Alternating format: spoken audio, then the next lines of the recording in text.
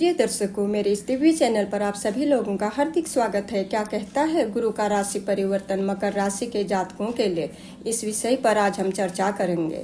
मकर राशि के जातकों के लिए ये कार्यक्रम चंद्र राशि पर आधारित है। 1 मई 2024 को गुरु का राशि परिवर्तन होने जा रहा है। पिछले 1 साल से ये मेष राशि में गोचर कर रहे हैं और अब वृषभ राशि में इनका गोचर 1 मई 2024 से 14 मई 2025 तक रहेगा। गुरु राशि कुंडली में 1 साल तक एक भाव में रहते हैं।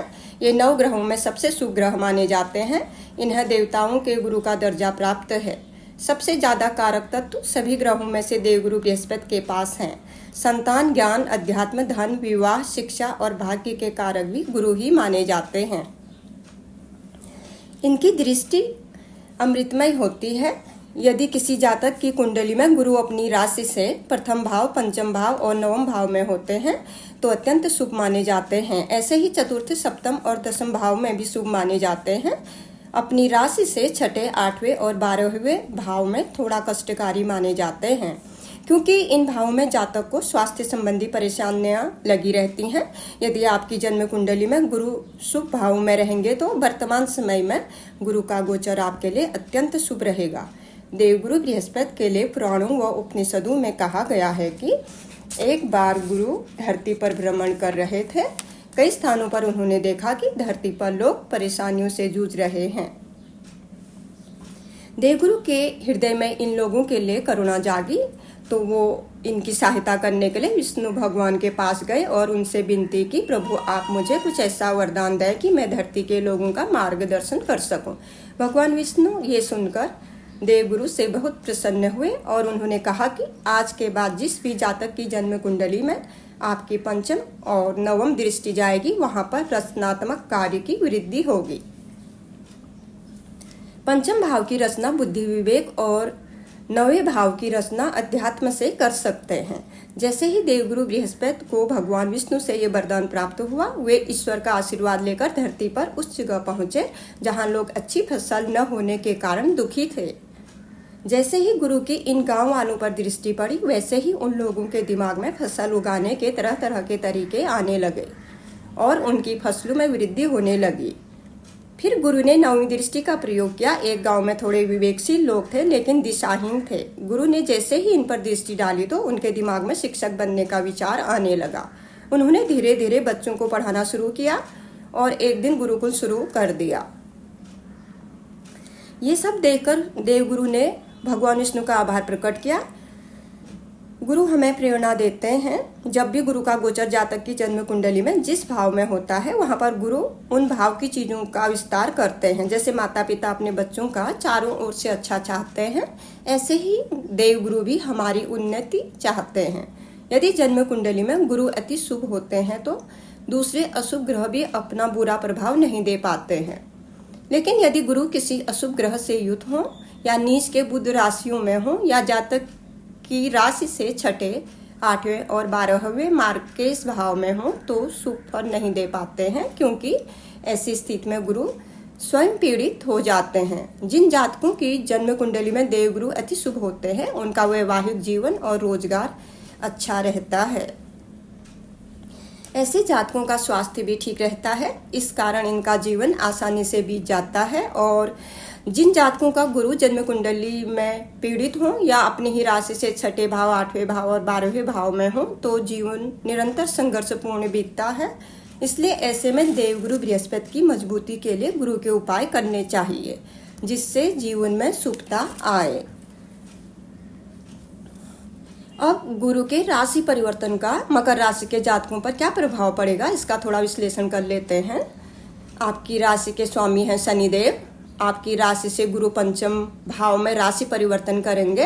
पंचम भाव बुद्धि, विवेक, ज्ञान, रिसर्च, शिक्षा, रोजगार, संतान, प्रेम प्रसंग, लॉटरी और शेयर मार्केट आदि का माना जाता है। अभी तक इन सभी चीजों में जो रुकावटें आ रही थी वो अब दूर होंगी। विद्यार्थियों को अपनी परीक्षाओं में सफलता मिलेगी और अच्छे रोजगार के अवसर मिलेंगे। लॉटरी और स्टॉक मार्केट से जो भी हानि हुई थी वो अब धन वृद्धि करेगी। जिन जातकों को संतान प्राप्ति में बाधा आ रही थी वो भी दूर होगी। गुरु के पंचम भाव में गोचर करने से संतान प्राप्ति का योग बन रहा है। आज तक प्रेम प्रसंग में जो दूरियां आई थी वो समाप्त होंगी। यदि प्रेम प्रसंग में सफल नहीं रहे तो अब नए रिश्तों के अवसर मिलेंगे। 12 साल बाद गुरु आपकी राशि के पंचम भाव में आए हैं। गुरु की पंचम दृष्टि आपके नवम भाग्य भाव में रहेगी। अभी तक अष्टम और 12वें भाव में गुरु की दृष्टि होने से स्वास्थ्य संबंधी परेशानियों के कारण बेवजह खर्चे बढ़े हुए थे, लेकिन अब गुरु की अमृतमय दृष्टि भाग्य में पड़ने से ये सब फिजूल खर्चे दूर होंगे। नवम भाग्य भाव पिता का भी माना जाता है।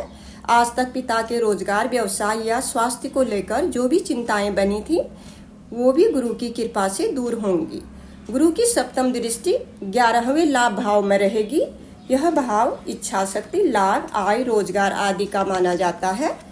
जो जातक रोजगार ढूंढ रहे हैं उन्हें रोजगार के अच्छे अवसर मिलेंगे। जिनके पास रोजगार है इस समय उन्हें उच्च पदों में प्रमोशन मिलेगा। एक से ज़्यादा साधनों से आय प्राप्त होगी, क्योंकि गुरु विस्तार के कारक होते हैं। गुरु की नवम दृष्टि आपकी राशि में पड़ने से आपके अध्यात्म में रुचि बढ़ेगी। धार्मिक कार्य, धार्मिक यात्राएं होंगी। मानसिक तनाव दूर होगा। व्यक्तित्व में निखार आएगा। समाज में मान सम्मान बढ़ेगा। कुल मिलाकर गुरु का राशि परिवर्तन मकर राशि के जातकों के लिए रोजगार, विवाह और संतान प्राप्ति का शुभ योग बना रहा है। साथ ही स्वास्थ्य संबंधी परेशानियों से मुक्ति मिलेगी। गुरु कुंडली के कई बुरे दोषों को दूर करेंगे और आपके जीवन में शुभता की वृद्धि होगी। मई का महीना आपके लिए शानदार रहेगा। देवगुरु बृहस्पति का सानिध्य मिलने से आपके जीवन में नया परिवर्तन आएगा। अब अंत में थोड़े उपायों की बात कर लेते हैं। यदि आपकी जन्म पत्रिका में गुरु आपकी राशि से 6, 8वें और 12वें भाव में हो, या राहु से युत हो, या बुध की राशि में हो, तो गुरुवार को पीले वस्त्र धारण करें। माथे पर केसर का तिलक लगाएं। पिता और गुरु की सेवा करें। इनका आशीर्वाद लें, जिससे आपके कार्य सफल होंगे। गुरुवार के दिन गाय को केला खिलाएं। अपने मन को एकाग्र करने के लिए ध्यान करें। देवगुरु बृहस्पति का एक अचूक उपाय है जो बहुत ही प्रभावशाली है। यदि आप इस उपाय को करना चाहते हैं तो इसे हर गुरुवार करें। तब तक करते रहें जब तक आपका कोई अटका हुआ कार्य बन न जाए। गुरु की मजबूती के लिए गुरुवार के दिन ठीक सूर्यास्त के समय, यानी कि संध्या काल में, जिस समय न दिन होता है और न रात होती है, बल्कि दिन और रात की शक्तियों का मिलन होता है, इस समय पूरी प्रकृति सकारात्मक ऊर्जा से भर जाती है। हम भी प्रकृति से जुड़े होने के कारण उस समय हमारे शरीर में ऊर्जा का संचार होता है। हमारे मन के भाव शांत होते हैं। ठीक ऐसे संध्या काल में अपने मन के भावों को शुद्ध रखते हुए घी या तिल के तेल का दीपक केले के पेड़ के सामने जलाएं। दिए को चावल के ऊपर रखें। दीप का मुंह सुविधा अनुसार पूर्व, पश्चिम, उत्तर कहीं भी रख सकते हैं। अपना मुंह भी इन्हीं दिशाओं में रखना है। दक्षिण दिशा छोड़ दें। दीपक जलाने के बाद इससे प्रणाम करें। अपने मन में अपनी परेशानी की मुक्ति के लिए मैंने ये दीप प्रज्वलित किया है, ऐसे भाव बनाए रखें। थोड़ी देर दीपक को देखते हुए शांत बैठ जाएं। जब दीपक की रोशनी केले के पेड़ से टकराकर अपने तक आते हुए दिखे तब आनंदित भाव से ओम श्री गुरुवे नमः का एक माला जप करें। जब समाप्त हो जाने पर शांत बैठ जाएं। उस समय जितनी भी सकारात्मक ऊर्जा है वो आपके पास स्थिर होने लगेगी। इसके बाद केले के पेड़ को प्रणाम करते हुए देव गुरु बृहस्पति और भगवान विष्णु को भी प्रणाम कर लें और उनका आभार व्यक्त करते हुए मन में धन्यवाद के भाव लाएं और सही गलत कम ज़्यादा जो भी हुआ उसके लिए क्षमा याचना कर लें और अपने घर सकारात्मक ऊर्जा के साथ वापस आ जाएं। ऐसा करने से आपकी सभी परेशानियां दूर होंगी और ईश्वर की कृपा से आपकी सभी इच्छाएं पूर्ण होंगी। प्रिय दर्शकों, यदि वीडियो पसंद आई हो तो चैनल को जरूर सब्सक्राइब करें। वीडियो को ध्यान से सुनने के लिए तहे दिल से आप सभी लोगों का धन्यवाद।